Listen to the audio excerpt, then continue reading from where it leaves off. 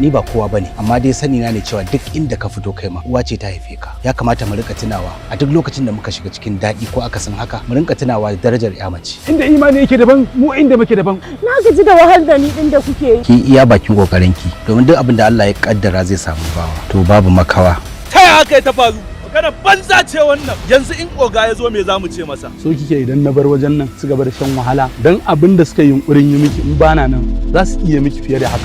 Shi ne dalilin da ya sa ka sa suka yi yunkurin yi min fyaɗe kenan. Fyaɗe? Kana so ka nuna min baka sani ba? Taurin kanki ne ya jari. Nawa kuke bukata? Miliyan 10. Idan aka ba ku miliyan 20 za ku sake ni da ni da shi da driver na?